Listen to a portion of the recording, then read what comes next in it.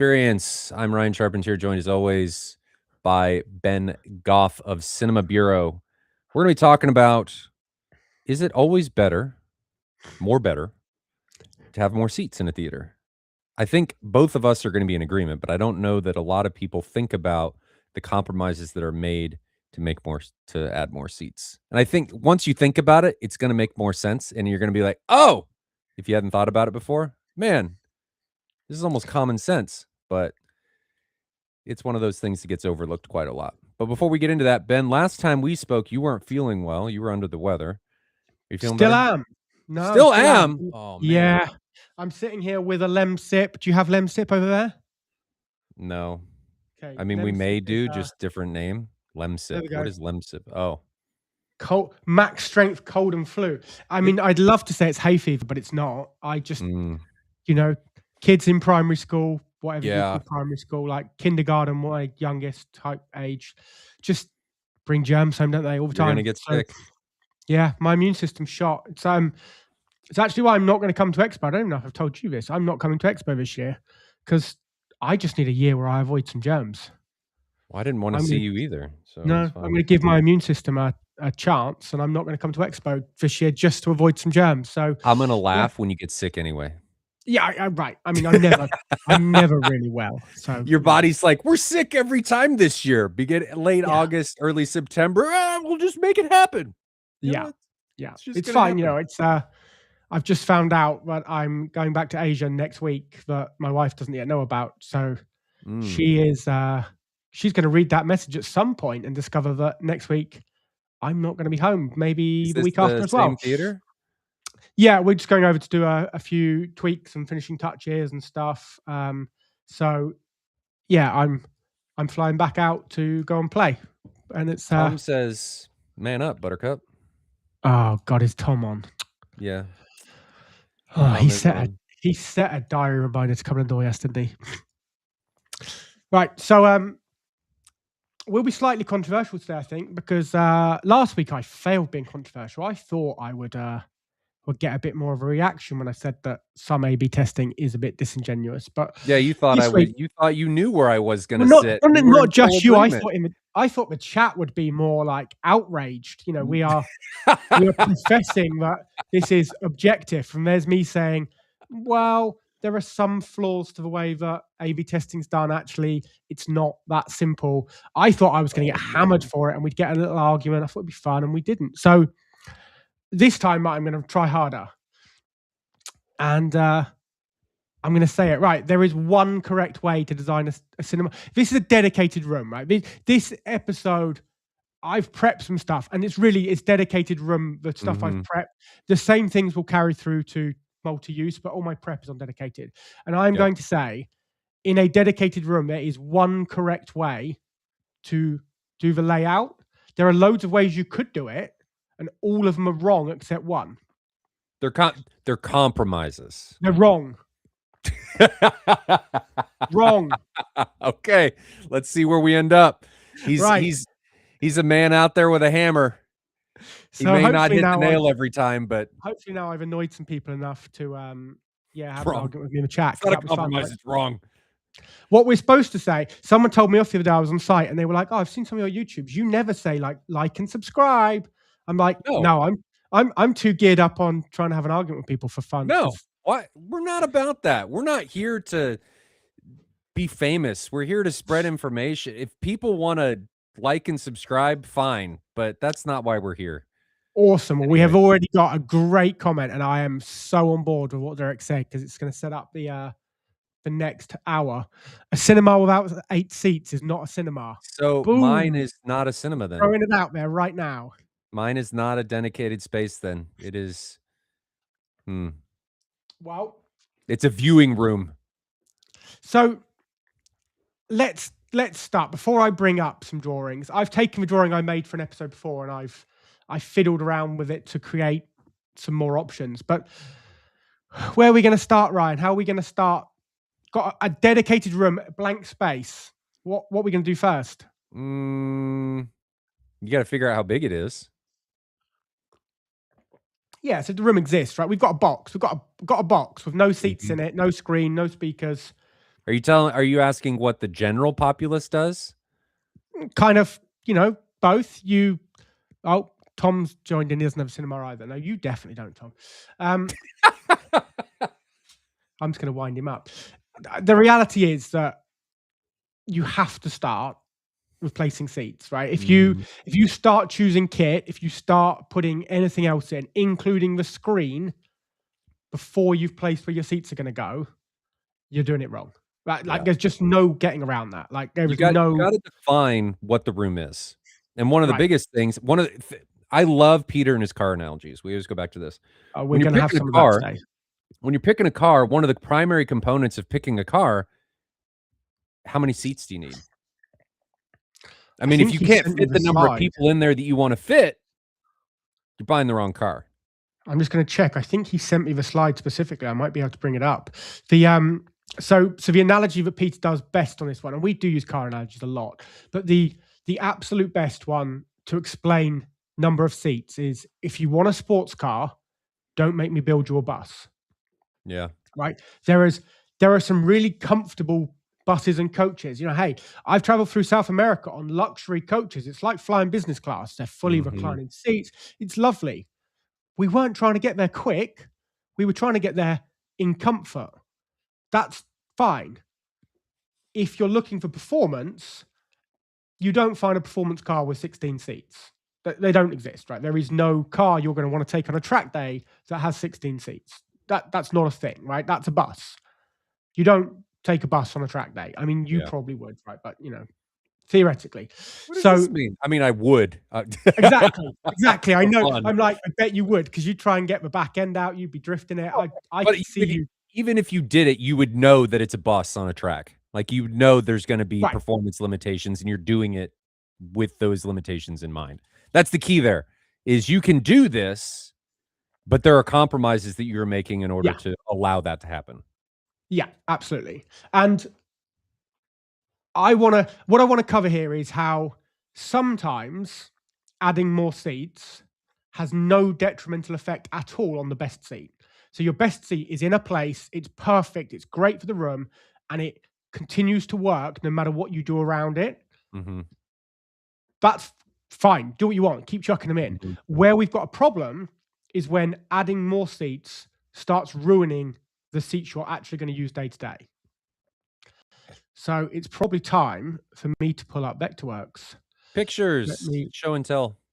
Let me try and do my screen share. Hold on. I want to go window, burst reflection, share.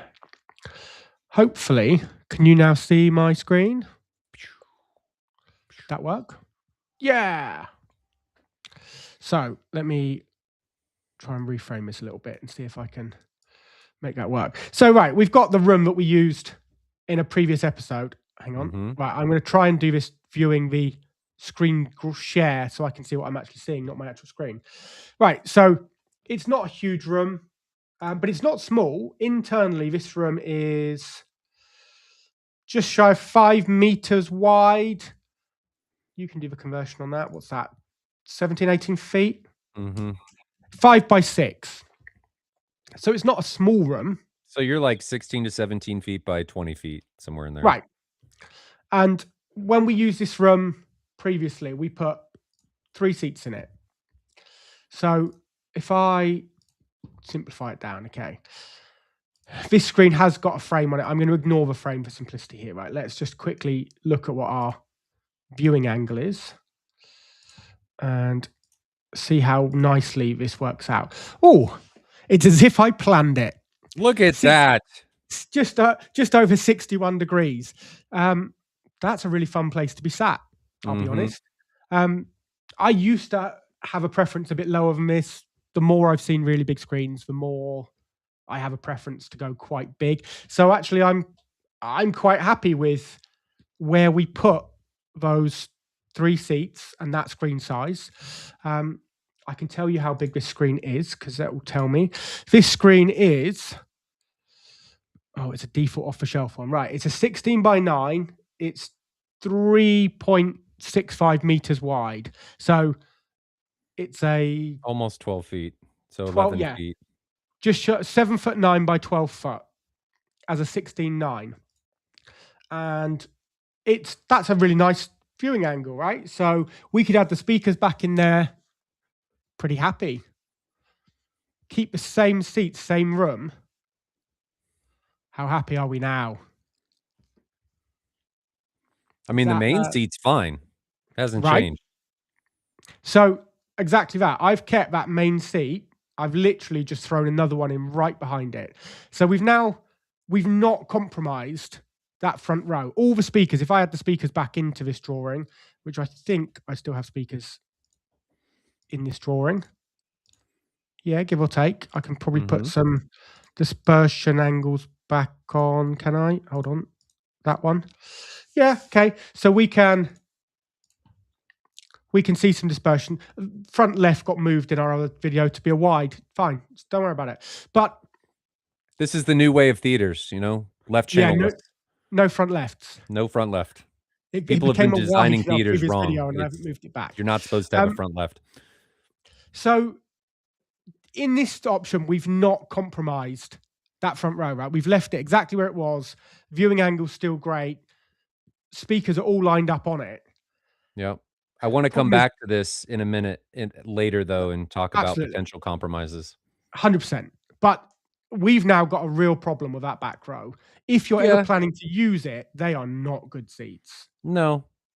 They're the in-law seats. How many degrees off axis they are, but it's a lot. I mean, if I put on our dispersion 3, even once we start looking at wider dispersion angles, realistically, if you're sat in that middle seat, no matter where you angle those speakers, well, I mean, you could angle them straight across the back row, in which case they get sound and the main seats don't. You'd be ruining the front seats for them. So we really want to keep seats at least 2 foot from a wall, if not 3 feet from a wall would be nice. 5 feet would be great, but realistically 2 to 3 feet. That row is not great. That's a crap row. Let's be real. So let's turn these dispersion angles off. Oh, hold on. That's not worked well. Hey, look, the rear row's better. Yeah, don't ask me why I can't turn those off. Can you just hit Control Z and will it turn them off? Oh, hold on. I thought I turned them off. There we go. Don't worry. Oh. I thought I turned them off and I hadn't. So suddenly now we bring both rows forward. We're in a pretty good place, audio-wise. Great. They're all, there is no seat here that is terrible. Okay, the way I've got the surrounds isn't great because no row's getting the best sound from that. You'd need to be looking at wider dispersion. But within the area of that speaker's firing, we're still not crazy wide here. All of those seats pretty much are still going to get pretty good there. We would shuffle those around. We could change the angles. We could make those 2 rows work. So now the compromise is, what did we do to our viewing angles? Because I've not moved the screen. So let's have a quick look. What do we get off our front and back row? Remember, we had 60 as it was. And I think people's preference is going to change here. And this is why you have to do this first, is your viewing angle preference is really important. And that is your preference. We can't define that. We can't tell you what it's going to be. You need to test it and find what you like. Why is that not doing what I want? That one to that one. Okay, right. We've got 50 and 80. Well, I don't hate 50. 80 is a bit big, but it's not absolutely terrible. It's not awful. So the difference between doing seating distance to that. How far is it? Yeah, front row. 1 second, let my computer pick up. Eye line to screen, about 2.3 meters on a. How wide is that screen? That screen we said was 3.6 wide. Yeah, you're at like 75% of the width. It's big, right? It's not ideal. I mean, that's actually about my room. Right. So it's preference. It's absolutely preference. But to some people, this would be a compromise. Right. So now what we've done is to make the audio more even for all those seats, let's just say 60 degrees was our optimum. 60 degrees is lovely. I love 60, right? So if this was mine, I'd want to be around 58 to 62. Mm-hmm. So now I've got no seat that gives me the viewing angle I wanted in return for every seat having a more even sound. Mm-hmm. So there's a compromise there, right? You know, which is more important, having a viewing angle we want? We could make that screen bigger and still get 60 on the back row.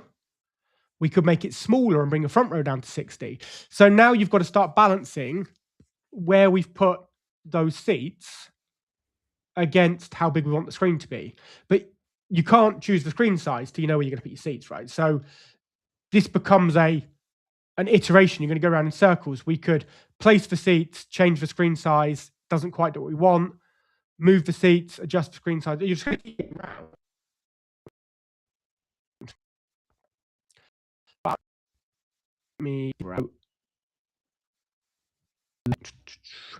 Hit left, lock my mouse so it doesn't do that. That's where this can become a problem, is once you've got that second row in, Mm-hmm. you've got to start thinking about viewing angles. Yep. So I've made this particular one a scope screen. So that now might be your compromise. To get the viewing angles to work, your only option is to go with a scope screen. Yeah. Because if you don't, you can't see the bottom of it. And this is where bigger screens start to become a problem. Right. Because what we have found is the larger the screen, and you'll agree with it, not the larger the screen, optimal seating position for your head is almost smack dab at the middle of the screen. Yeah. TV, you don't really want to be looking up. When you start I looking like up, to be maybe a third of the way up. So I don't mind a bit of the idea, I kind of slouch.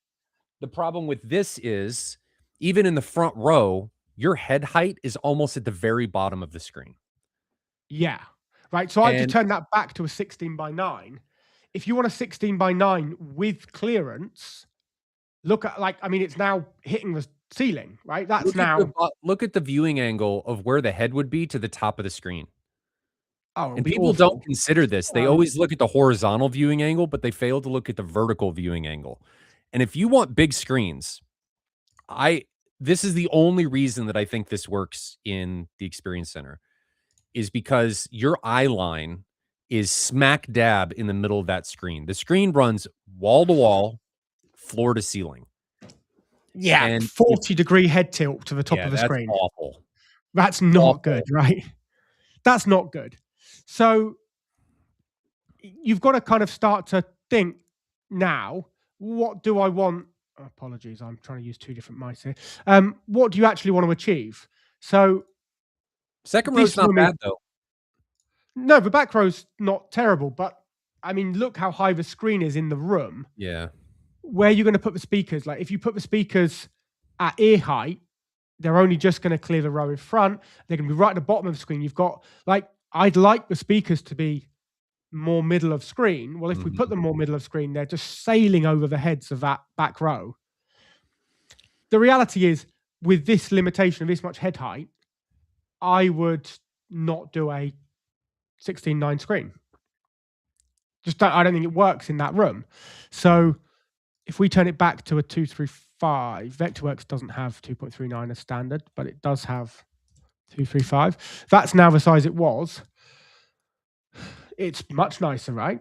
If I go back to that left view. Still not ideal. No, but look how much nicer it just got by, you're not up here anymore. Suddenly that's way down. 32 degrees. Okay, it's still not great. Let's be fair. Still not great. Still not great. I mean, okay, right. Well, humor me, because we've got options here. We could make that back row higher. How much room have I got? I don't know how tall this room is. I can't remember how tall we made it. What have we got to play with? We've still got, hold on, I pulled the wrong thing there. 4 meters. This room's actually really tall. So you've got plenty of head height standing here. There's a bit of an error there because I've got multiple seats here. But we could just take these seats higher, right? Let's take them up more. Delete one of them. There we go. Maybe a bit too high. But we've got options. We could bring that seat higher. That's going to help us clear the viewing angle in this room, but only because this room's tall. If you're in a standard normal residential room, your room's not this tall. But what other issues does this create now? Because we're doing it in not a huge room, let me wind this back, try and put that seat back to where we had them. Well, we'll look at the speakers in a second. There will be an audio issue as well. Yes, that was what I was getting at. I'm just going to pan off. Right. So what I've done over this side, right, this is the same room as the one we just looked at. If you take the 2.35 screen that gave you the nice viewing angles, that's how big your 16:9 image would be on that screen. So it's pretty tiny now. Let's have a look and see what it's going to be. Top plan. Now from the back row, and ignore the fact that I'm going right out to the screen. I know that there is a screen there and it's smaller than that, but I'm being lazy. Okay, to here. Okay, well, you're at 40. That's not terrible, but not great. For me, that's the very smallest I'd ever want to be. Like, I think 40 is not very immersive. And I think we have to mention that there are traditional cinema standards that say 40 is fine as such. Like, if we look at the THX commercial standards, they're kind of saying, furthest row, 40 degrees. It's not terrible, but those rows are not designed for the very best experience. They're designed for where can we comfortably charge people to sit and they're not going to be disappointed. If you're spending a lot of money to build your own room, 40's it's not a really immersive experience. No.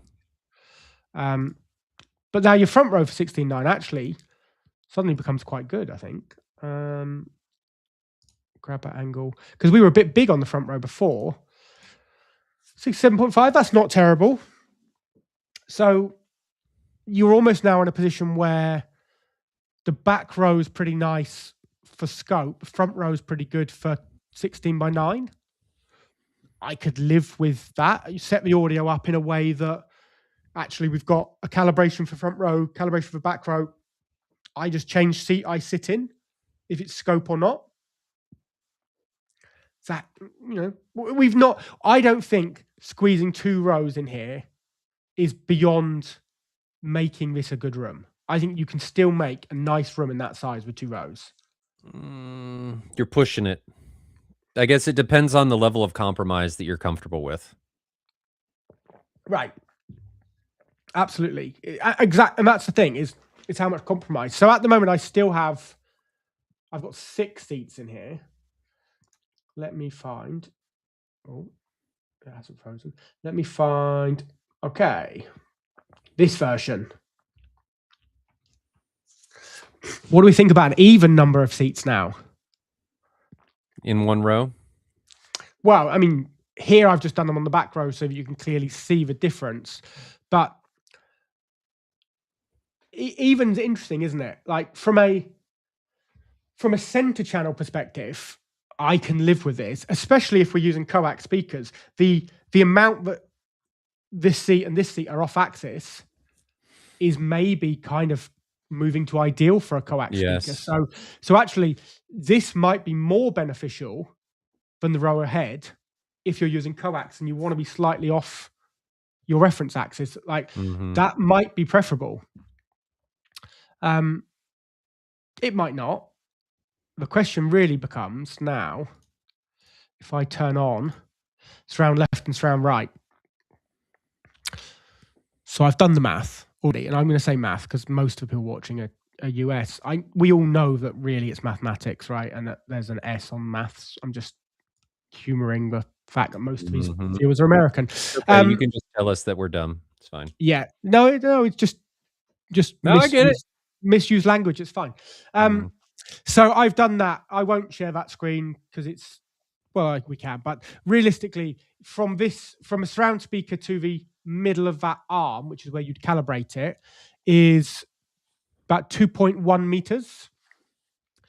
To the middle of this seat here, 1.8, and to the middle of this seat, about 2.6 in meters. So if you are sat either side, like in the, these are still the two best seats in that room, you've got a 3.2 decibel difference from one surround to the other if you calibrate it to the middle. So both people sat in these seats have got a 3 dB offset. They're going to hear the surround that they're closest to 3 dB louder than the one further away. If you calibrated that to the seat, right, so you still make an RSP, a money seat, off to the side, then that differential will grow, and the person, so like you could make it so these are both the same level in seat 2. The person in seat 3 now is going to end up like 5 dB difference because you've turned one up a bit, you've turned the other down a bit. Actually, they end up really kind of not getting the same immersion from the surround they should. Everything in the whole surround field is going to be skewed off to the left. What Ben's talking about is you lose 6 dB for every doubling of distance, and this is anechoic. There's a lot of factors like reflections and stuff that play into this that I think we'll talk about in the future, but that's what he's talking about. So as you move further away from a speaker, that halving distance increases, which is a big reason why bigger rooms are more beneficial. But in these smaller rooms, when you're dealing with two speakers and your half distance is, say, 8 feet, that doubling happens over a very short period of time. And so if you're off by a few feet, you can drastically differentiate between the sound that's coming out of one side speaker versus the other. And that's what Ben's talking about. And that's why you're getting that difference. Yeah, and we can think about this in ratios. So if you take the distance to one position and the distance to another position, or the distance to one speaker and another speaker, you can think about how different they are as a ratio. And as the room gets bigger, and this is why commercial cinemas work really well to give quite even response across a big area, like the distance from the center channel to the front row is already quite big, right? It could already be 20 feet by the time it's actually from where it's mounted. Depending on the cinema, it could be quite a long way. So from 20 feet to 40, which might be most of the way back now, we've only got double the distance. In your room, if you end up with one speaker at 1 meter and another at 5 times different. And though that ratio being that different has a huge effect. Yep. So you want to keep the ratios of how different things are as close as you can. And the bigger the room gets, the easier that happens. Like that's just simple physics. Now remember this is anechoic, and reflections, especially in smaller rooms, drastically can impact these numbers. So it's good to plan anechoically, but it is not going to be that simple of, I'm going to lose 6 dB or 6 dB over a doubling of distance. It's not going to happen. You're gonna. We know that it doesn't behave that way. No, in the real world, it does over short distances. So from 1 meter to 2, yes, it's going to be probably close to 6. From 2 to 4 will be less. Changing. It might now be 3.5, 4 actually in room with all the reflections. From 4 to 8, it's not going to be more than 3 probably, because so much now of what you're hearing is reflections off the room. But in that near field bit where reflections aren't dominant, it does change really radically. And it depends largely on characteristics of the speaker, dispersion, how the theater's set up. Is it symmetrical, asymmetrical, absorption, diffusion? All that kind of stuff can pretty readily affect these numbers. So it's great to plan though for anechoic, and it will give you an idea of best locations, which is what we're talking about here. Just want to go on an offset and tangent to give some people some information about that. But I think this becomes a really important question, right? So from a viewing line perspective, 4 seats behind 3 might be beneficial because you've now not got a head directly in front of yours. It's less distracting when the two rows are offset. So you've got to consider this compromise here. If you were really aiming for 6 seats, is 7 better or worse? Well, if you're going to sit in the back row, you've got audio compromises to consider, maybe at the benefit of slightly improving sight lines. So you need to choose, like, and this comes down to how a room's going to be used. It's why we talk about the sports car versus a bus. Maybe you need a bus and you're happy with a bus, and you need a room that caters to 16 people, and you're always going to use it with 16 people, and you're fine with the fact that it's a bus. But I would say most cinemas are probably used 1, 2, 3 people regularly, like day to day. You don't have your friends over all the time. You don't have the extended family over all the time. It's like day to day, it's probably the people who live in that home. My saying is always design for the 99% use case. Do not design for the 1%. Right. And it's fine to keep adding more seats like we did with this one here, right? When we put that rear row at the back, it had no compromises at all on the front row. So these seats are doing no harm. Well, they're not good. We'll talk about that. It could. Sure. Create it could issues. limit where you put subs. It could have but big picture, they're not doing any harm. No. Big picture, that's the best location that they can go in that particular space. Best location in terms of not making the front ones worse. It's not, they're going to be terrible. Like, the viewing angle's terrible from back there. I didn't see how big it was. How big was it? It's terrible. Did we measure it? It looked awful. It's not going to be great. I think it's like 40. Okay, it's 41. Okay, because this room's obviously quite big from the front row. So, okay, so it's not terrible, but audio-wise, it's terrible. Audio-wise, it's atrocious. Yeah. But if you're just going to sit your drunk uncle there once a year to watch the Super Bowl, does he care? Who cares? Does he care? So, no. So actually, that might be the way to throw more seats in without compromising a front row at all. And do you even care if there's visual occlusion? Like, if this is just a drunk uncle seat, do you know what? Maybe they can't see the bottom foot of the screen. I'd never do that in a seat we were going to use regularly. But if it was a matter of my seat versus my drunk uncle who comes once a year, I don't really care, right? Yep.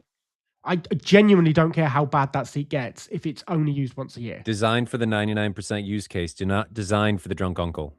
Right. You're compromising. At the very end of the day, all you're doing here is defining the use case of the space. Once you define the use case of the space, you start with ideal and then start deciding what compromises am I willing to make to reach whatever use case or outcome I'm trying to obtain. Now we've got a room. This is a decent size. Let's work that out in feet. Right. So we're 8 and a bit versus 6 and a bit. It's a decent sized room. Yeah. What is that in feet, Ryan? Hang on. It's like 21 feet wide by 26, 27 feet long. Well, 6 by 8.3. I don't know why it ended up at that size. It's a big room. Yeah, it's a decent sized room now. So I think most people with a room that big would feel like 3 rows is sensible. When you look at that plan view, you don't look at that and think immediately there's way too many seats in this room. Right? Or would you? Like, I think I can see the foibles, the problems having design loads of room. Sorry, Big Street just asked. So it's about 6 meters by 8.3. 8.3 long internal dimensions on this room. Like, when we see architects plan a cinema, they're drawing up a house. Mm-hmm. That's going to be the cinema room. They just put some seats in. If you're not an expert, you'd think that looks quite light on, there's loads of space in there. They probably actually have put more seats in. That doesn't look terrible. So the question is it terrible? Let's see where we end up. It's going to be 50 something. 53. Okay. I can live with that. Mm-hmm. I can absolutely live with 53. Back row, I don't think here is going to be terrible. No. I reckon it's going to be smaller than I'd like. Oh, hold on. Why isn't that selecting? Let me deselect and try again. My machine's getting unhappy. That one to that one. 37. Okay. I mean, I would be... my kids would still be happy with that. Like, my 5-year-old would be perfectly happy at 37 degrees. This is 80.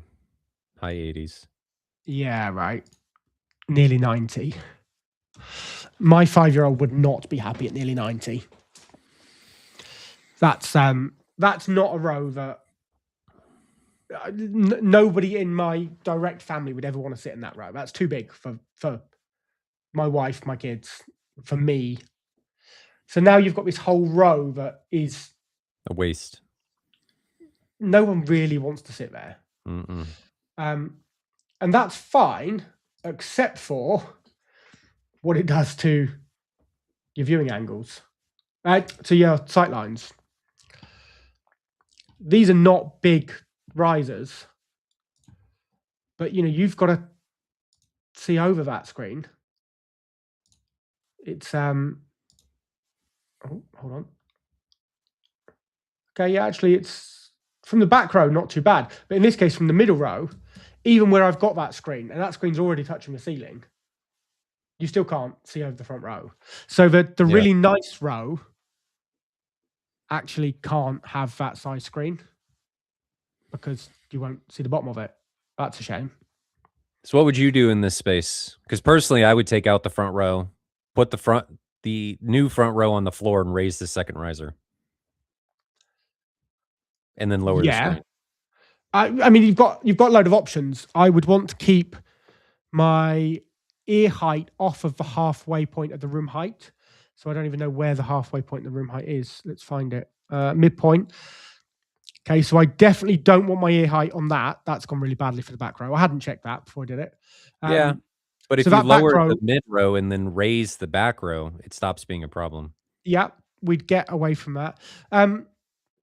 We've got designs where that front row of seats are loungers, very low. So, like, essentially, they'll fold flat. The back can be reclined all the way flat. So when they're not being used, you get them completely out of the way.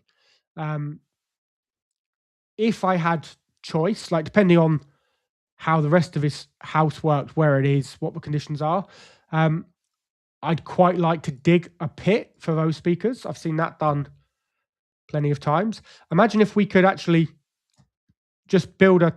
oh, there was more seats there when I moved. If you've got an option to just lower a small section of this room, just a section that you put some seating in, like a conversation pit of old, you're already digging a basement maybe.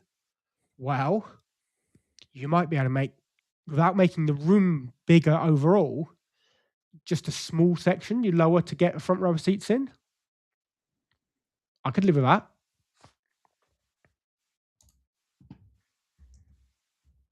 But yeah, it's not ideal. What I don't know what screen shape this was. What are we at? It's a... oh, okay, right. Actually, that's a 1.89. So that's because that would be native to the projector I was thinking of when I drew it. We could get a really big 2.35 in there, or a not so big 16:9 image. That's still too tall. So let's make our height 1800. That'll work to get your viewing angles. Oh, hold on. Shift that up. What do you reckon? Do you want that room, Brian? Nope. No. I don't know how small we just made our That oh God. awful. That yeah, looks doesn't it? that is terrible. That is not good. Although the front row is probably not so bad now. Front row is fine. Front row might have just got quite pleasant. Viewing wise, front row is fine. Audio wise, front row not great. Yeah, and we'll look at center channel in a second. But how small did that come out? I probably got down into 6. Oh, it's still 71. Okay, it's still big. But now the back row is going to be terrible on a 16 by 9. Let's have a look. Back row. 20. What do you reckon? About 32 or something, smaller than that? That one to that one. 28. That's gross. Yeah, I wouldn't watch telly on 28. No. Maybe 20 years ago. Yeah. Well, this is the thing, is times have changed. And that's why when everyone quotes the old cinematic standards as this is what matters. I mean, could you imagine if you give me this? Take out the front row. Yeah. Okay, 1 second. My computer's bogging down. It doesn't like streaming and drawing at the same time. I mean, you don't have to. You can leave it there if you. We'll just ignore it, and then give me a floor to ceiling, wall to wall screen. Oh, okay. Right, front row's gone, and you want a big screen. What ratio do you want your screen to be? As big as you can make it. Okay, let's start at 1.89, which we'll use some masking on that. Width, let's go 5 meters. Will that fit? I reckon we could probably get that to fit.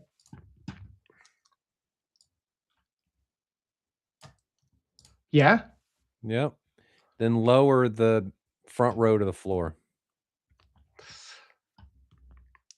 Okay, hold on. Let's go left. Just quick turn those speakers off. Grab all of that and drag it down. And then where do you want your back row?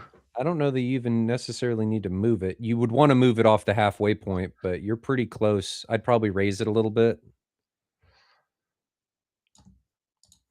Let's quickly see. If I stick a platform under that, in this room height, how much head height have we got left? Oh, still 2.3 meters. This is a really tall room. Yeah. It's a 3 meter tall room. What's that, like 16 foot? 2 point, yeah. That's a big room. She big girl. Then step down to the bottom. And what are your viewing angles now? So, like, let's be fair. This is not going to work in a traditional normal room. Absolutely not. We're talking dedicated room here because this is going to probably been dug in a basement for this purpose. Hence why it's tall. Absolutely not. This would absolutely not work in a normal space. But for big spaces, moving towards an ideal. And then actually what I might do in the rear row is move it either to 3 seats or 4 seats or 6 to offset. But that's doesn't matter in this position. Right. So what are we at now? You're probably like 40 something, and having not moved those seats, like we might shift them around if there's only 2 rows, but what have we got? 61, lovely. That's almost, and then 43, perfectly acceptable, right? Yeah. And what that now means is that middle row is uninterrupted. It's a great angle. We've got a big screen, like that's impressive. If you've got 12 friends, I haven't, so I would, I don't either. There genuinely is not that many people in the world that like me. So if I told my wife that I was going out to dinner with friends, she'd go, "You don't have any friends." Yeah. I mean, if I ever tried to pull I'm going to see the boys or I'm going to see friends, who? Name them. Tom doesn't like you. Why would you go see him? No, I mean, no, let's be fair. Tom tolerates me. I do have like 2 friends. I would actually probably make the screen a little bit wider, but that's And you have the ability to do that in this space. Given the viewing angle, I'd want to encroach on 70 for the front row. It's worth pointing out the reason this screen is not on that back wall in every case. It's been the same. It's what, 450, just shy, 18 inches is enough room to put speakers behind it. Yep. So if you do these drawings and you throw that screen right up against the wall when you're doing your planning, the whole point of an acoustically transparent screen is to put speakers there. Mm-hmm. So make sure you've left enough room to build a false wall of speakers. That's why they're out. I hadn't mentioned that on this video. Yeah, you could maybe go bigger. Now that's interesting because, right, it's 5 meters wide. Let's see how it looks when we mask that to other formats. 16 by 9 at 5 meters wide. Literally fills the entire front wall. If you were starting off at 16 by 9, but I would, oh, hold on, bring it back to where it was. Okay, 2637 was its height. 16 by 9, I'm going to mask it down to that height. Yeah, okay, so we lose a bit of the sides. It becomes 4.8. Those viewing angles still work perfectly. And if we go scope at 5 wide. Now, here's where this would become fun, right? Because if you've got a Lumagen or a MAV-VR in the system, yep, I wouldn't necessarily be tied to where that image is going to go on the screen. With both of those options, let me make this orthogonal and move there. We've got all this real estate we're going to mask if we start off with a bigger screen. We can choose where we want scope to be within that area. So it might be that you choose to put scope up higher, lower, you might have in the middle. Often, I don't put scope bang in the middle of a bigger screen when we mask it down. We'll mask it asymmetrically to get it where we want it. Depending on the viewing conditions. So I think 5 meter wide in that room is a really nice size. The beauty of going big, and this is what I've realized of doing this professionally, is it provides flexibility, right? You have the ability to change things. When I was designing the MAD-VR Experience Center, frankly, I did it out of laziness because, and you could do it in this space. I made the entire front wall the screen because I didn't have to design a front wall. The screen was my front wall. And if I decided, oh, this is too big, masking panels, baby. And then I don't have to deal with it. It's now an acoustically transparent front wall. So I prefer, personally in design choice, full front wall screens because you don't necessarily have to use them, especially in conjunction with MAD-VR or Lumagen. You're able to have tremendous control, and you're also not stuck using standard aspect ratios. So I could take and design a screen to fill the wall regardless of what it is, and then use a video processor in order to change that image's size, in MAD-VR's case, using custom zoom configuration or NLS, so that it fills all of that screen and just provides tremendous flexibility. Now, Ben is getting a bit egregious here. I'm proving a point because we've all seen rooms like with too many seats in. Yes. Right. And that's before we even look at the section view. You know, this is where it becomes every seat is going to get like you're going to end up, even on this room, which is 3 meters tall. This is a bus. You're not going to make that work. It's like, hey, I haven't even started putting speakers back in, but if we humor ourselves and put some speakers in, it's not going to work. Like here, back row is going to be totally awful. Middle 3 rows here aren't terrible. Like that's going to work, but it's not going to be great. Like once you've angled in your front left and right, they are going to be quite a long way off axis. How far is that off axis to the back row? It's not terrible actually. It's not great. It was that one to that one. 20 degrees. That's like, so even your nearest speaker is 20 degrees off axis to make this work. It's not great. And so this would be a case of now where we're adding so many seats, we're making all of them bad. Because that would, the section view of that would be terrible. Yeah. I don't even know what heights they're going to be at yet. Like, how tall have we got to get up here? We're going to be. Can you imagine if that cinema was like that, where the third row is really high and the back row is on the floor? I mean, even if you're like that, like it's not going to work, is it? No. It just isn't going to work. It's just not going to work. So this is why I say, and I was being intentionally a little combative, but there is one right way of designing a cinema, and that is starting with seating position and screen. You put seats in, you put a screen in. Does it work? You change the seats, you change the screen. You keep changing those two things until it works. That's it.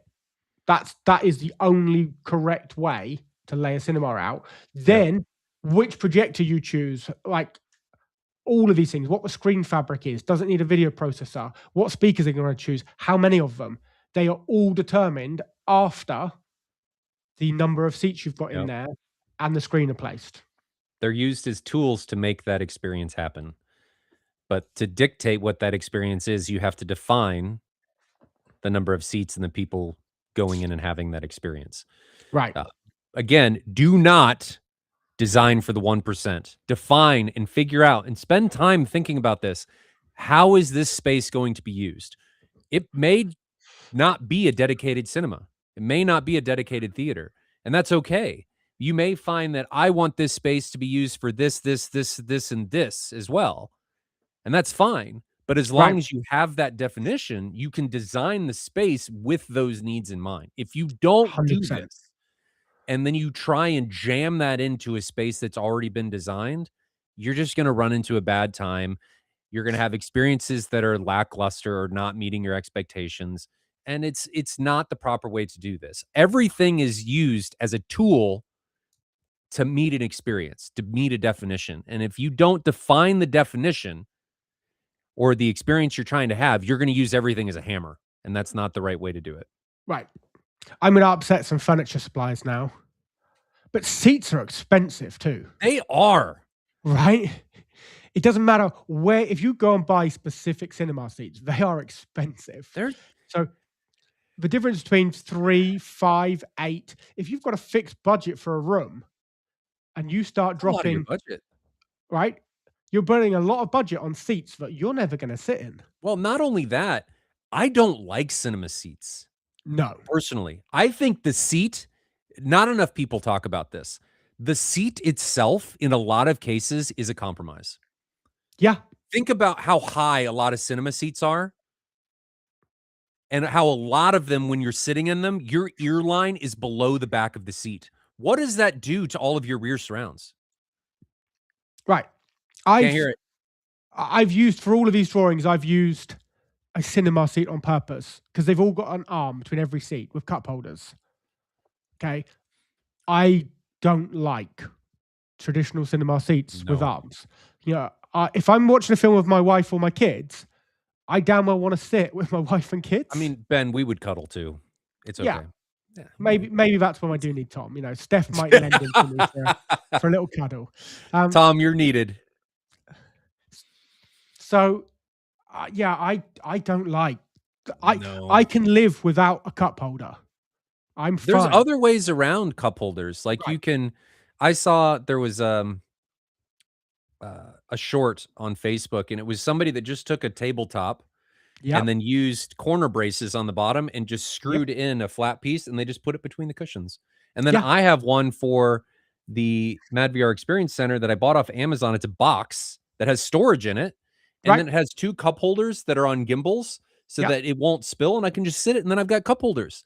The more I'm in these spaces, the more I do this, the less I like cinema seats, and the more I like traditional couches, especially if they're low back, and loungers. Because when I watch, and this is not for everybody, this is just my personal opinion, so don't take this as this is how it needs to be.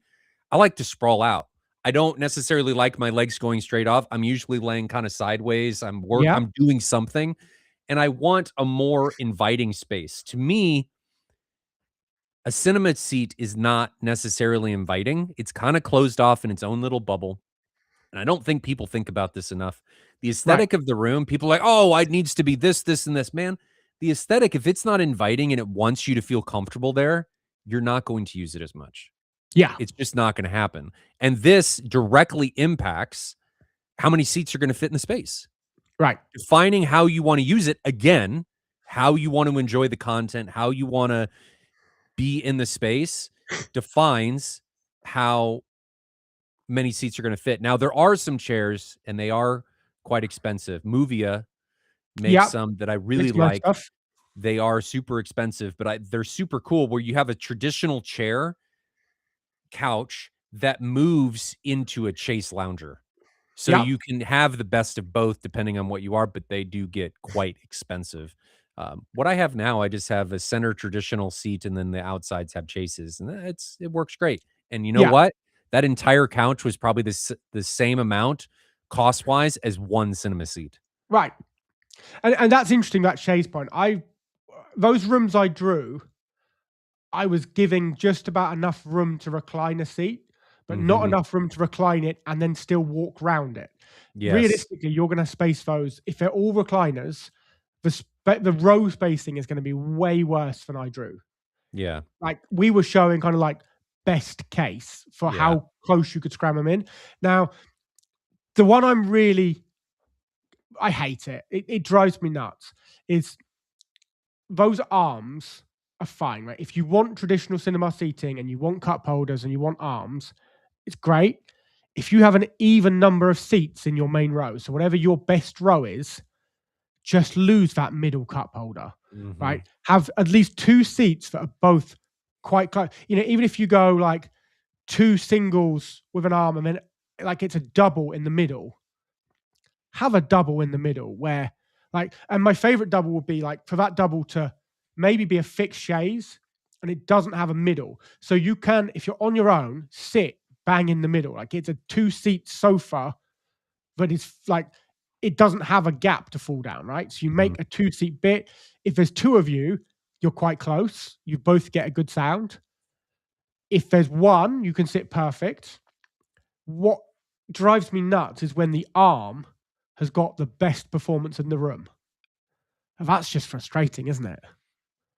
Like, imagine the best place to be is where the Diet Coke is. That's not Put cool. saddle on it.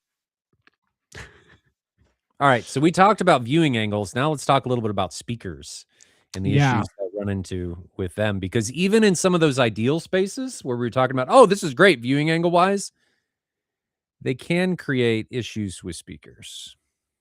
Yeah. It's I would say one of the biggest things actually is going to be like low frequency. We've talked already in a previous episode about where is going to be ideal for seats. So you want to stay off of the halfway line. You want to stay off a quarter. You want to stay off 3/4. You want to stay off the back wall. Well, we're already limiting positions where seats can go that are going to mitigate the worst of the early room modes. Like, by the time you're not on the halfway line, the 3/4, the back, right? We're already limiting where they're going to go.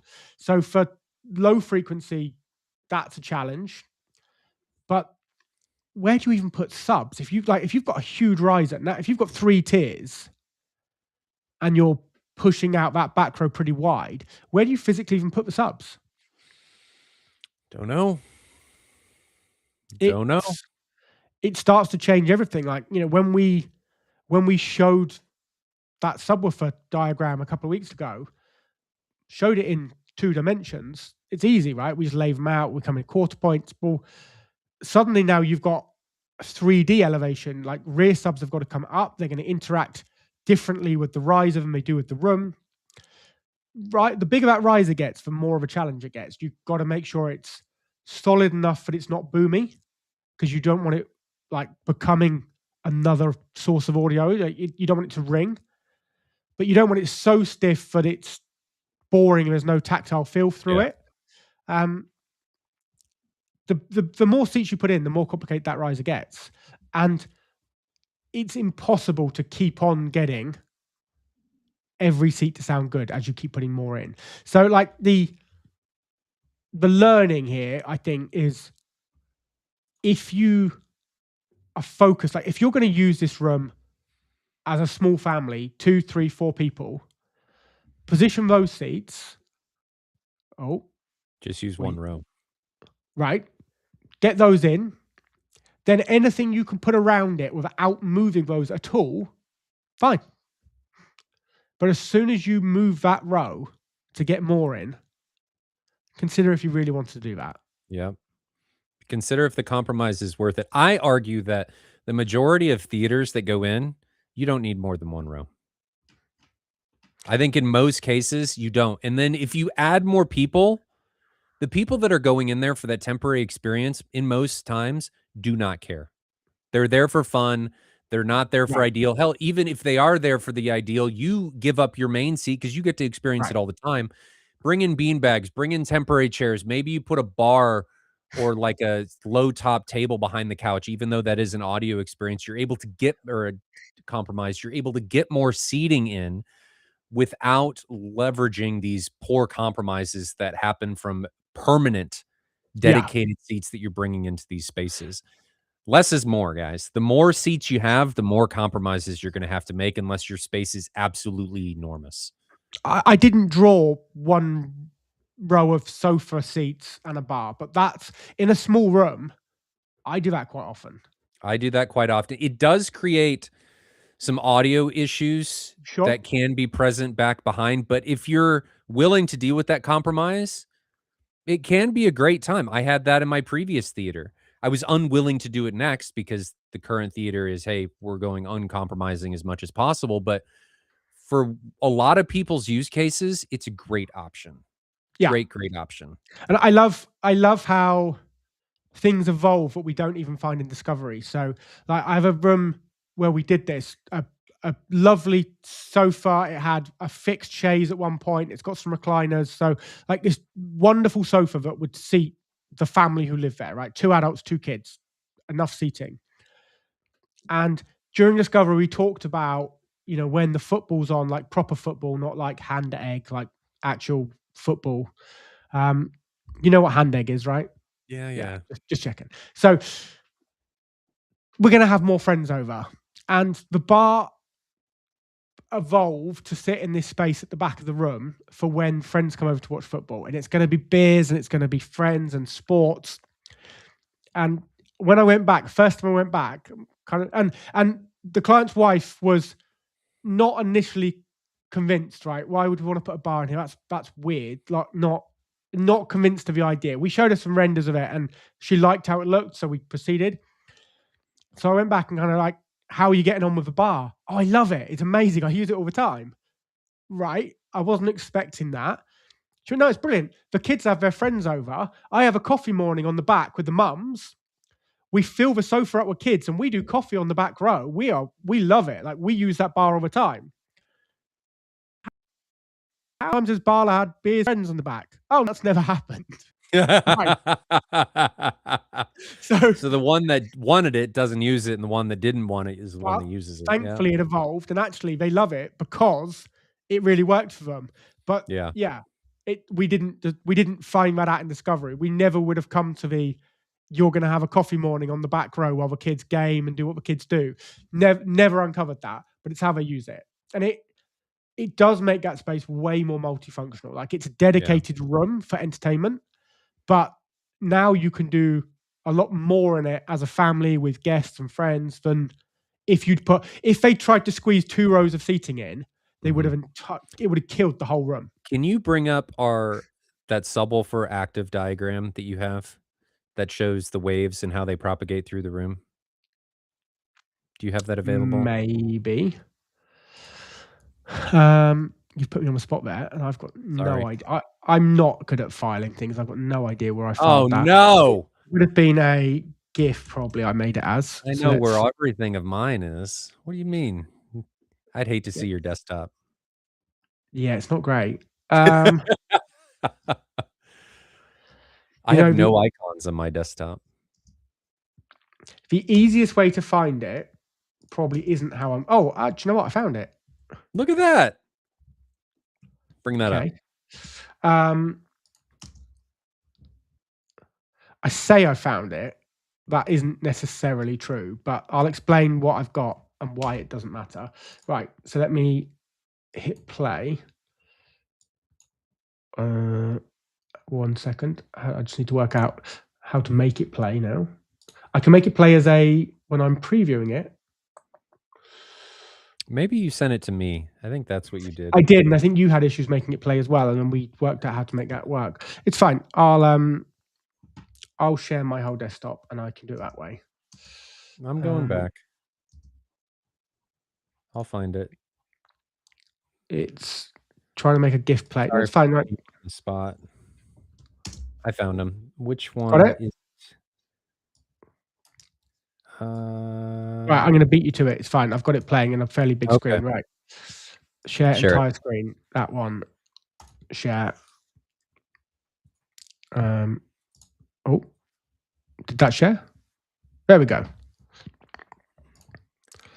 So yeah, ignore all my rubbish over here and my my Tron. The one I wanted, I think, is this one. Oh, not the one I'm sharing. No. Oh no, stop them. Yeah, you go away. Yeah, I did. I know where I'm not needed. Yeah, you're just... I don't care about you. Where's downloads? Downloads. I want... So the reason I'm not sure if that version even was the one I sent you is well, that may have been the version that maybe Arno that from was Prinoff made and used in the presentation. I thought there was one that showed... No, we can... It's actually not a video. It's the image. That shows... Because I wanted to show seating positions. Okay, that one. Yeah. So this is a great example of how, depending on where your seating is, you can induce problems. And this is specifically addressing mainly with subwoofers. But every seating position, unless you get in between these lines, is going to be, and this doesn't even consider the vertical. Yeah. Remember, this is 3-dimensional, right? That you're going to have issues in the vertical as well as the horizontal. It's not like, oh, I can put things at any elevation and it's not an issue. You can drastically change that map would work in exactly the same way. Obviously, that's a 6 meter by 4 meter floor plan. If you imagine that being a 6 meter long by 2.4 meter tall room, the map would be the same. It's still the halfway points, the quarter points, the 3/4 points. Yeah. Like the map would work as an elevation exactly as it does. Obviously, the frequencies would change from what those notes are on the side. But yeah, you want to stay off of those lines. Yeah. So where would you put, if you were doing 2 rows based on this, where would you put them? My first row would be 3.5 meters back. Yep. That's where I would go. The biggest open spot where the first, second, and third room length mode are least problematic, right? You've got no big major issues from the first 3 modes anywhere near 3.5 meters. Yep. So 3.5 meters is exactly where I want my best row. Second row, I'm going to put in behind that rather than in front of it. I'm going to call that my best row. That's my reference row. So that's like the ideal. Probably going to end up trying to squeeze the head in somewhere between 4.5 and 5 in that gap. So the seat's going to be broader than that. But if I can get the head in that line, in the white space there, that's realistically where I want them. Now go vertical. Vertical. Yeah. Same thing. Vertical will depend on the height of the room and whether I put a riser in. Like, we've got projects that are like 2.4 meter tall ceiling and seated height in those seats is about 1.2. So basically, they end up exactly at halfway if you put them on the floor. So even with 1 row of seats, we've ended up building a small riser to shift them from that halfway line to the 3/4 of a 0.66. Like we've shifted them between the first and third mode with a small riser, even when there's only one row. Yeah. I would be aiming, I guess, to get one row just lower than halfway, one row above halfway, depending on the room height. Yep. Somewhere here, somewhere there. Yeah. Yep. Yeah. And this is the dimension that people do not think about, is the height. No, 100%. This causes a lot of people problems, and they will look at their frequency response plots and stuff, and they can't figure it out because they're only addressing things in the horizontal dimension. They're not thinking vertically. And when you start thinking vertically, a lot of things open up. It's like in REW, people will render rooms. They'll render sub positions only in the horizontal, and they won't change anything in the vertical. When you could actually fix a lot of issues by putting subs at different elevations. So just it's a something pain else though, to isn't consider. it? It is. But I've got a room that we actually did this, and it solved a lot of problems. It made the response significantly better with no changes to EQ, which is ideally what you want to do. You want to address things in the analog before you start moving into the digital realm and making changes in EQ and PEQ and auto EQ and all that stuff. So I wanted to bring this up because we talked about seating positions, but we weren't really talking about modes and visualizing it. So your screen wall, again, is up here. Yeah. We're looking in the horizontal right now. Ben and I would put our seats, our front row, your head would ideally be right in here. Yep.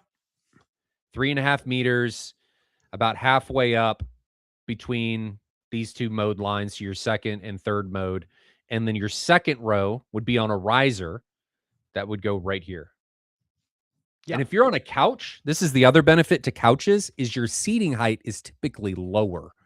So if you're on a traditional cinema seat, your height may be up here. Yeah. But because you're on a low slung couch, your head comes down here. And the one thing, seating choice, you can fix a lot of potential mode issues. And here's something that I don't think people consider when they're calibrating, right? So you're running your auto EQ, and you've got recliners in the room. So what height do you put your microphone when you run that auto EQ? Because you could have seat back up, you put the microphone in at where your seated ear height is, and then you recline straight back to where that third room mode was. And you've never even attempted to fix it. You've never considered it exists. Any EQ you've done, even if you're using like Storm's active room control, it could potentially, if you've got different heights of subs, it could potentially have helped fix a room mode at that height. But you didn't put the microphone there because you didn't consider, oh, actually, I should take my measurements reclined. You could be moving yourself straight into a room mode issue. Yeah. So now you've got interaction of the height of the two rows, the riser you need, and the different height and viewing angles they make when they recline. Like if you're in the back row and you're reclining and people in the front row aren't, your visibility of that screen is now toast. Yeah. So now you've got to go higher in case, what happens if you choose to sit in the front and no one sat, like you sit in the back, no one sat in the front, so no one's reclined them. Oh, you get up, go, what you do? Walk round to the front and go and recline all the seats in the front, like just to make sure they're not in your way. I mean, you go, it's not. I wouldn't say it's luxurious. No, definitely not luxurious. And it's when you're doing those calibrations, if you don't consider that and put the mic in the correct position, you can actually make it worse. In wherever you're sitting. If it's if it's fixing things at whatever the mic position is, and you're reclined because you haven't taken to that account, and you recline to where you actually listen, but the mic was measuring in a different position, you could have just made your position worse.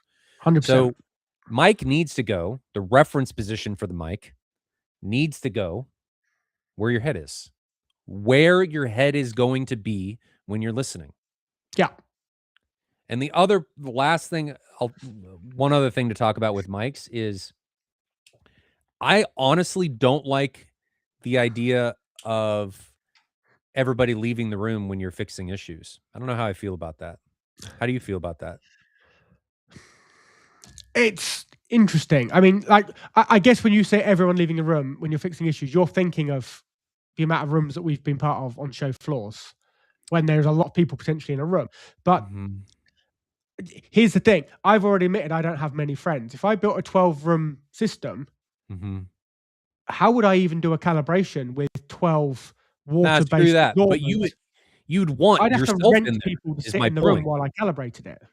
My point is you'd want yourself in there or have some substitute for you in there, potentially, because you are an absorber. Right. And if you take yourself out, you are changing the acoustic properties of that space. Yeah, 100%. And this happens all the time when we're at shows where the room will get calibrated with very few people in the space. And then throughout the entire day, the room is full. And invariably, every single time after the first demo, people will look around and like, that doesn't sound very good. And you've just changed the acoustic properties of the space because now it's full of meat bags. Right. We're great absorbers. And you put enough of us in it, we're sucking out all of the acoustic energy in that space. So I argue, calibrate, or at least have some level of substitute with the 99% use case in the room. 100%. It's a funny thing, and it's something I'd say I've had a disagreement with a couple of other professionals on doing noise floor readings. So we never aim to, like, we never promise a client, like, if we're contractually bound to a performance, we are never targeting a noise floor lower than NCB 10. NCB 10 is really, really quiet. Really quiet. Like, it takes a lot of isolation to make a room with everything on that's that quiet. And I've met a couple of designers who, you know, these are expensive rooms. We're talking multi-million-dollar rooms that you're going to get this quiet. And they're like, well, you know, we can get to NCB 0. Like, we can get it even quieter. Yeah, great. When you're not in the room. Sure, of course. Like, you're not going to measure that when you're in the room. What's the point in doing it then? If one human being just living in that room raises the noise floor to NCB 10, what's the point in designing a room that aims for 0 or -5, right? You cannot ever experience it. It's a mythical thing. My heart rate and my breathing, one person in a room will raise that to around NCB 10. So why bother designing it any quieter? There's my rant over, because it drives me nuts. It is annoying. We do need to do the MBC, the meat bag coefficient. That needs to be our thing. So I have a lot of things on humans, and it's quite funny, and I'm going to say this out loud. When we work on different continents, we define humans differently. So regionally, people are different sizes. Yes. They have different absorption coefficients at different frequencies, and they make different amounts of heat. They give out different amounts of CO2. So when you're defining the comfort in a room, in some territories, you need to accept the fact that people give off more heat than others. Like, it's entirely possible they're twice the size, which also means, like,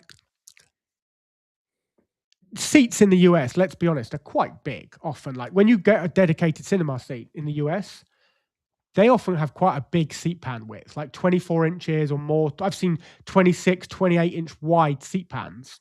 Yeah. I don't need that. I'm not slim, but I don't need a 28-inch seat pan. I don't need 28, but I need something decently large. I'm not small. Right. But if we go to other continents, like, I'm thinking in particular, like, if we say go to Asia, the idea of needing a 28-inch seat pan is absurd. Like, I guess in Japan, sumo wrestlers are going to need like a 45 or something, but no normal member of the population needs a seat pan that big. So at least spec seating to the right size for the people that are going to use it. Yeah. Because that helps. You can get more seats in if you spec the right size seats. Yep. Very true. You got anything else you want to cover? No, I'm just enjoying reading some of the questions, actually. We've got some fun questions and fun points. Derek's just said he's been in a super well isolated room and could hear the coke going down the esophagus of the person next to him. And this is a big reason why anechoic chambers drive people mad, is because you hear things from inside your body that you don't normally hear. You hear your own heartbeat. Yeah. You can hear your blood fluid moving in your ears. So yeah, I love a very, very quiet room, but not so quiet that I'm distracted by my own heartbeat. Yeah. It does. You can't really measure this. Most people are not going to be able to measure this on their own because their mic's noise floor is going to get in the way. Sure. You do need a special microphone in order to measure this correctly. Your measurement mic does have a noise floor. So if you are listening to nothing, what you hear, what the mic is showing you for the SPL is not necessarily representative of the loudness of the room. Just keep that in mind. Your mic and your interface or whatever you're using and the electrical signals going through it do have a noise floor, just like everything else. To take that measurement, we're using maybe $6,000 of kit, and the measurement takes a few minutes. So it takes hundreds of readings of two microphones facing each other really close. So bring my fans up really close. So it finds every bit of signal that is the same to both of them and keeps that. And anything that's different on both of them, it subtracts over hundreds of readings. And it still takes, to get to the level we're measuring, it still takes like $6,000 of kit to do it. So if you've got a UMIC 1, you're not going to measure under 20 dB. Not going to happen because its own noise floor is that high. Right. Let's take some questions. I've got a question from, there's only one. Not a lot of questions from this one. Prince Dorama 5691. So I got a 19-foot by 13-foot room after the treatment. I went 6'7" long riser by 5'10". That's for the back row and seats. The front row is 9 feet from the screen. Is that feasible? So I went long riser. I can't even visualize that. I'm just working out how long it would take me to draw. Does that mean that the riser's coming off the back wall? I'm not sure where the riser is. Yeah, I think that's probably starting at the back wall. That would make sense. It's starting at the back wall. I think that's perfectly acceptable. I mean, I'd honestly sit close. Well, no, I think that's fine. I don't think you're going to have it. You're 19 feet, a 6-foot riser, 6.5-foot riser means that the front row is going to be 13 feet or closer to the screen. I think that's perfectly fine, don't you? If that's what he means. I'm thinking I might draw it and give a proper answer next time I might have it ready as an answer because I can't even. You can't visualize that? No, well, because it also depends on how big that screen size is, whether those dimensions work with that screen size. If you're then speccing a projector that's going to fill that screen with enough light. So there's a few things to consider, but it theoretically sounds logical. Yeah. I don't think it seems far off. No. And I think you would agree, and I think you said this at the very beginning, the more rooms you're in, the more you appreciate immersion in big screens. Yeah. They got to be properly placed. We talked about the height of the screen at the beginning of this. If it gets too high and your head's going like this, that's not ideal. But if it's properly placed and you can go big, you can go a lot bigger than you think. I take the THX reference for the main seating position and throw it out the window. What I tell my clients is if you've got a junk projector, you can buy a really cheap projector. If you've got a blank slate of a room, put a chair in there, fire the projector at a wall, and figure out what's too big. 100%. So, and that's really important that you said do it with a junk projector because this does scale, but not perfectly. If you just go up to the normal TV in your living room, right, you've got a 50 or a 60-inch telly, and you keep walking closer and closer to it till you recreate a 60-degree viewing angle, it'll be weird. Yes. So, yes, of course, you can judge the viewing angle you like using a smaller screen, Like we've got a No, 4.8 meter wide here. You can. can move around that room and go, okay, I like this angle, I don't like that angle. But if you're trying to do that off a 60-inch telly, you're not going to come up with the right result. And the reason I think you can't do it this way is because your brain subconsciously knows the size of that screen. And you sitting too close to it, it's going, this screen isn't that big. And the effect that you get from it subconsciously is totally different than having an enormous screen. It's like I'm sitting 2 feet from a 42-inch display is not the same feeling of going to an IMAX. No, like 60-degree viewing angle for me is about there on my phone. Well, I can't use that to decide if I want a 60-degree viewing angle. Absolutely not. And part of this is the comfort of focus, right? So when you do get really close to a screen, you're having to adjust your focus, right? That's actually effort to focus on something nearer than if it was something bigger far away. So you'll get discomfort and think, I don't enjoy this, because you're actively having to use muscles to focus your eye on that thing you're now close to. So you need a screen that's in the right ballpark to start moving to and fro. You can't do it off a telly. No. You need a project. You really need to be in like for like environment. And getting a junk projector, if you already have the projector, like some people are just taking what they already have and putting it into new spaces, that's a great way to do it. Just fire it at the wall, sit in a chair, and see what's too big. Or if you don't have the projector yet, tape it off. Yeah. Use some masking tape. Taping it off is the easiest way. I love taping it off for clients, because then they can just walk into the room and see it at the scale in that room and make a decision. We just had a question about whether we've used a VR headset to do that.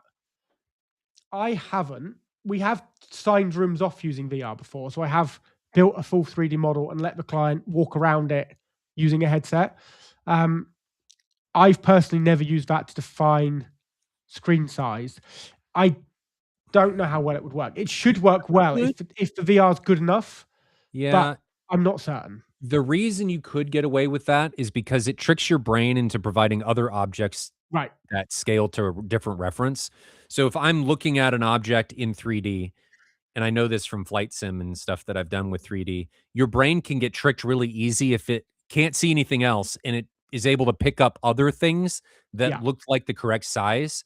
And then I can use that scale to see a screen and be like, oh, okay, this makes sense. But it's a very different feeling being in VR than it is using like a phone or a TV or something. There's still a very different comfort level of relaxing at looking at something big far away against something small but close. And it still is not going to be ideal when comparing to taping it off or an actual projector firing at a wall.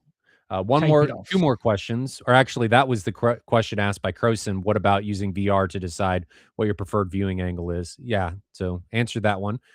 And then big screen cinema, I'm not sure what you're asking. What would you guys choose for size for a room with 3 seats, 165, 235 to 1? Is he asking about the size of the room?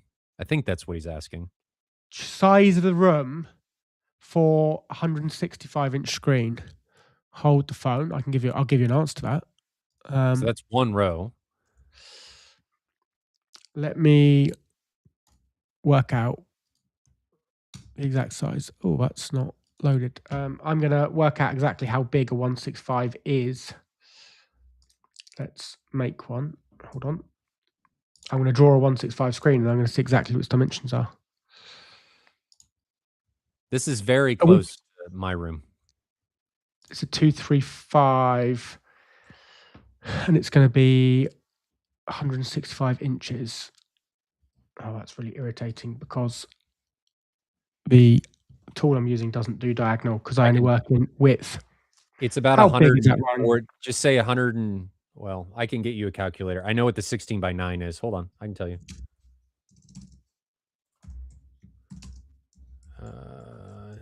235 diagonal 165. It's 152 wide. Yes. Okay. Now I just have to convert that into metric. 2 inches in millimeters. 3.8 meters, give or take. So, well, hey, let's just keep it in metric, right? I would say if you're just doing one row, somewhere around 1 times the width of the screen. So if you're between 0.8 times the width or 1.2 times the width, you're going to be in a really nice place. So if that is 152 inches, about what's that? About 11 feet? No, a bit more. 14 feet? Mm-hmm. 12 and a half. So I'd want to be sat somewhere between 10 and 14 feet. You're going to be in that range, right? It's going to be 10 to 14 feet will be the right distance for me to sit from that size screen. Mm-hmm. And I would like to be about 60% of the way back in the room. So once you've defined if you're going to be 10, 11, 12, 13, 14 feet, somewhere in that 10 to 14, I would say going to be around 11 feet for me. I would go 11 divided by 0.6. I'd want an 18-foot long room for that screen with one row, give or take. Like, that's as a real quick, I know I want that viewing distance. I want to be about 6% in the room, probably an 18-foot long room. I'd argue for longer so that you can deal with acoustics and placement. If you're doing false walls, but that's me personally. Oh yeah, okay. I had even considered the space behind the wall. Yeah, okay. It's going to be 20 something feet. Yeah. Yep. Yeah. That's where I'd be. But the reality is that when a room like that is built, they almost always get built the other way around. The room exists and you work out what you can put in it. Mm-hmm. It's rare, even for us, it's often rare to be given a completely blank slate and given free rein to define how big the box is. To do this ideally, make the visible room smaller. Don't use the entire room visibly. Yeah. Because you're going to need space if you're doing AT screens, sub placement, speaker placement, projector placement. Just plan on the visible part of the room being smaller, but understand that the entire room is what is going to be dealt with acoustically. That. So yeah, we didn't get anyone particularly telling us that we're wrong about the correct way to lay a room out. So I feel you like keep coming in thinking things are going to be yeah, I feel like I need to try harder. Controversial, and they're not. Just preaching to the choir, my man. I do like the comment. I've seen a guy in Russia that has an RP22 level 4 room with 2 seats. Clearly that room's not a cinema because some guy in the chat said so. Which, right, and that's really interesting. I don't know that room, but you can work out really quickly if it can physically be level 4 or not. So I often see people make claims of what a room is, and then really quickly you can work out that physics don't actually allow it. So there is a minimum size that would physically work for level 4, and 2 seats right up close, no arm together. You still need a room that's 6 meters wide. You just basically can't make the maths work unless the room is, so what's that, 19 foot, nearly 20 foot wide? What's 20 feet? Yeah, basically 20 feet. So if your room isn't 20 feet wide, it's almost impossible to achieve level 4, even for 2 seats. So it almost certain, I'm sure if someone's claimed it is, I'm sure they're right. But it is fun to see when people say they've achieved something that physics dictates they couldn't have done. All right, one more question. I'm sure this one probably is real. And we can get out of it. Vedatus 789, does your seating distance position change with waveforming or room reflection and higher frequencies also define positioning? For example, if you sit up front, does balance of the reflected sound? Right. There is an important point here. Do you know how we said don't sit on the 1/3, 1/4, half, 2/3, 2/4, 3/4, all of those lines we showed along the length? Once you've got waveforming, screw that bit up, because the first, second, and third order room modes you're going to fix with waveforming. So all of those things that we were going to try and mitigate those early order room modes by sub placement and seating placement, a good waveforming array, you don't need to worry about it anymore. Yeah. It just solves them. Yep. So it gives you loads of flexibility. You can now sit on the halfway point of the room. You can sit on the 2/3. You can sit on the 3/4 and not have those same issues because you will fix them.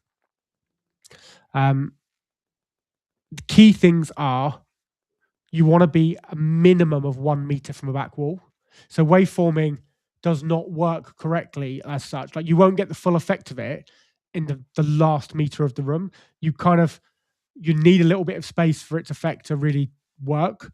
So certainly when you're taking measurements, you don't measure anywhere in the last meter of the room. But that's where your limitation comes, is you now have a lot more flexibility because you're not mitigating low order room modes, but don't have a row right against that back wall because it does not work effectively in the same way in that last meter. Like you just need some space for the two planar waves to have formed and worked, which isn't going to happen if you've got a seat right at the very, very back of the room. So it does change. It changes the way we think about laying it out. Certainly, if we know it's going to be a waveforming room, we would approach that first bit of layout differently. Got it. Okay. We'll leave it there. Well, Ben and I will come up with the next topic. He keeps thinking that things are going to be controversial, and they're not. So try harder. Maybe he'll come up with a controversial topic for actually next week, but we'll see. I'm going to doubt it. He was pretty committed that last week's he was gonna get me, and he didn't. And then he was committed that this one was, man, we're gonna get some people. I don't know. He's underestimating the enthusiasts. But we will leave it there. If you guys have any suggestions for comments or comments for future videos or comments on this video, please leave them on the VOD, not in the comments of this video or the active comments that are going on right now. Otherwise, we will not see them. But we will see you guys next Monday. So stay safe, enjoy your home theater journeys, and we will see you guys in the next one.